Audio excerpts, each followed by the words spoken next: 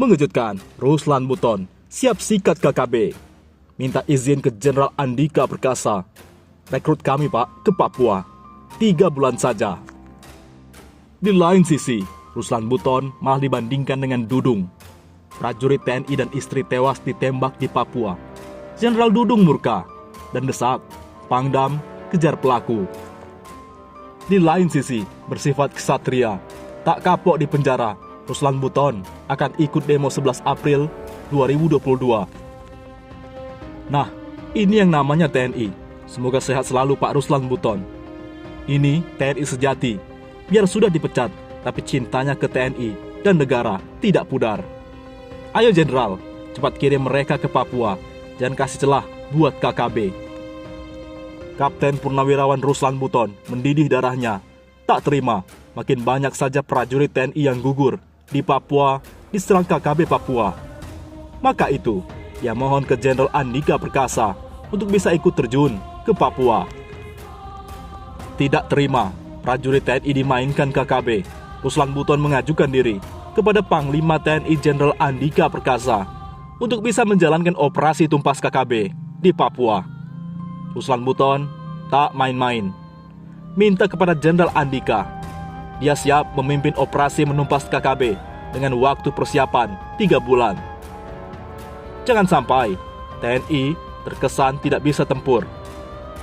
Mantan perwira TNI Ruslan Buton menawarkan diri kepada Jenderal Andika untuk bisa terjun menumpas KKB Papua. Alasannya, dia tak rela TNI jadi bulan-bulanan KKB Papua. Kami sebagai prajurit, walaupun mantan tentara, tak pernah sedikit pun menerima kejadian itu. Mendidih darah kami, apapun bentuknya. Solidaritas kami kepada teman prajurit di lapangan adalah harga mati, tegas Ruslan Buton. Seperti dikutip dari YouTube Refli Harun, Kamis 7 April. Ruslan mengaku, meski sudah dipecat dari TNI, dia tetap setia dan cinta pada TNI.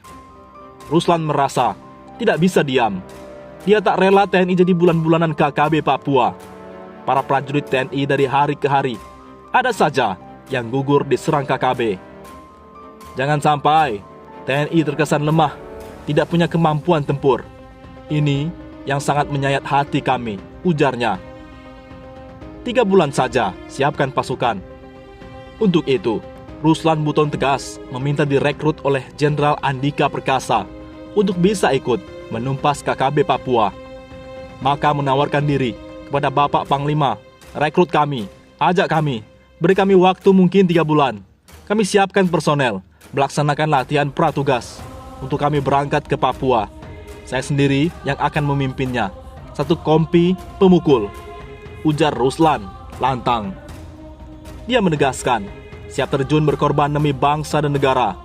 Ruslan menegaskan, dia tidak ingin Republik Indonesia pecah dikuasai kepentingan asing atau akibat kesalahan kebijakan politik, atau negeri ini runtuh lepas satu persatu, terutama Papua.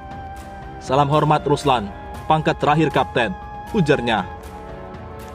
Di lain sisi, tak kapok di penjara, Ruslan Buton akan ikut demo 11 April 2022. Masih ingat Ruslan Buton? Mantan anggota TNI yang dipenjara 7 bulan karena membuat surat terbuka dan meminta Presiden Jokowi turun dari jabatannya. Ya, Ruslan Buton muncul lagi di depan publik setelah keluar dari penjara. Sikap Ruslan Buton tidak berubah. Mantap, mantan prajurit TNI berpangkat kapten itu tetap ingin Jokowi mundur. Ruslan menyatakan akan ikut menggelar aksi demonstrasi pada 11 April 2022, pekan depan.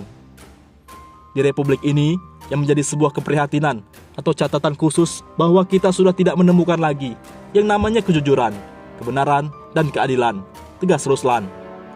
Hal itu dikatakan Buton saat berbincang dengan ahli hukum tata negara Refli Harun yang disiarkan secara live melalui kanal YouTube Refli Harun pada Kamis 7 April. Refli Harun sampai tersentak kaget mendengar pernyataan Ruslan. Ah, sampai separah itu ya, kata Refli Harun. Ya, di mana sekarang kita mendapatkan kejujuran? Mari kita mendapatkan kebenaran dan keadilan, kata Ruslan. Ia menegaskan bahwa kejujuran, kebenaran, dan keadilan di Republik ini hanya sebatas casing. Semuanya atas nama casingnya saja jujur, benar dan adil. Tapi pelaksanaannya tidak ada. Ini memprihatinkan, kata Ruslan. Refli Harun lantas menanyakan beberapa anggota Ruslan yang akan turun melakukan aksi demonstrasi pada 11 April 2022. Saya tidak perlu sampaikan di sini. Artinya sebagai anak bangsa yang sifatnya nanti memungkinkan untuk hadir, ya hadir. Jelas Ruslan. Ruslan sendiri memastikan dirinya akan hadir dalam aksi demonstrasi tersebut. Diketahui, Ruslan sempat dipenjara selama 7 bulan karena dianggap terbukti melakukan tindak pidana menyebarkan informasi yang menimbulkan rasa kebencian, menghina penguasa, atau menyebarkan berita bohong yang menimbulkan keonaran. Ruslan sebelumnya membuat surat terbuka dan meminta Presiden Joko Widodo mengundurkan diri. Ia menilai Jokowi gagal menyelamatkan warga di tengah pandemi COVID-19. Selain surat terbuka, Ruslan juga meminta Presiden Jokowi mengundurkan diri lewat video viral di media sosial pada 18 Mei 2020. Di tengah pandemi COVID-19, Ruslan menilai tata kelola berbangsa dan bernegara sulit diterima akal sehat. Ia mengkritisi kepemimpinan Jokowi. Baginya, sulit terbaik menyelamatkan bangsa hanyalah Jokowi Legowo mundur. Ruslan kemudian ditangkap di kediaman orang tuanya di Desa Wabula 1, Kecamatan Wabula, Kabupaten Buton, Kamis 28 Mei. Di lain sisi, Dudung, prajurit TNI dan istri tewas ditembak di Papua. Jenderal Dudung murka dan desak Pangdam kejar pelaku. Seorang prajurit TNI dan istrinya dilaporkan tewas usai ditembak dan dianiaya kelompok yang diketahui identitasnya. Peristiwa itu terjadi pada Kamis 31 Maret sekitar pukul 6 waktu Indonesia Tengah. Prajurit tersebut merupakan bintara pembina desa di Pos Koramilia Limo, yakni Sersan 1 Eka Andrianto, sedangkan istrinya berprofesi sebagai seorang tenaga kesehatan di Elelim.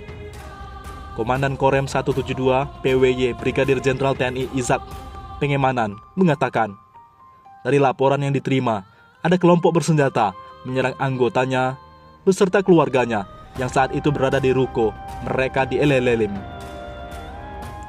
Suprianto meninggal di tempat akibat luka tembak, sedangkan istrinya, Sri Lestari, kehilangan nyawa akibat luka benda tajam. Bahkan anaknya Elvano Putra, 2,5 tahun, 2 jarinya putus akibat terkena sebatan senjata tajam saat berada dalam gendongan ibunya. Belum diketahui siapa pelaku karena saat ini masih diselidiki. Apalagi kedua pasutri sudah bertugas di Elelim cukup lama, kata Pangemanan. Petugas juga menemukan satu selongsong peluru yang diduga berasal dari senjata serbu AK-47 berkaliber 7,52 mm di lokasi kejadian. Menanggapi kabar tersebut, Kepala Staf Angkatan Darat Kasat Jenderal TNI Dudung Abdurrahman langsung memerintahkan Pangdam 7 Cendrawasih untuk mengejar pelaku penembakan itu. Kejar pelaku penembakan sampai ditemukan dan proses secara hukum, tegas Dudung. Ia pun mengutuk keras aksi biadab yang dilakukan oleh pelaku penembakan terhadap Sertu Eka dan istrinya. Mantan Pangkostrat ini juga memerintahkan kepada seluruh prajurit TNI AD yang melaksanakan tugas di daerah operasi untuk tidak ragu-ragu bertindak tegas terhadap pihak-pihak tertentu yang mengancam keselamatan pribadi maupun masyarakat sekitar, dan untuk terus meningkatkan kewaspadaan dalam setiap pelaksanaan tugas. Selaku pimpinan TNI AD, Jenderal Dudung turut berbela sungkawa sedalam-dalamnya kepada keluarga korban dan akan mengurus hak-hak almarhum serta memperhatikan masa depan keluarganya.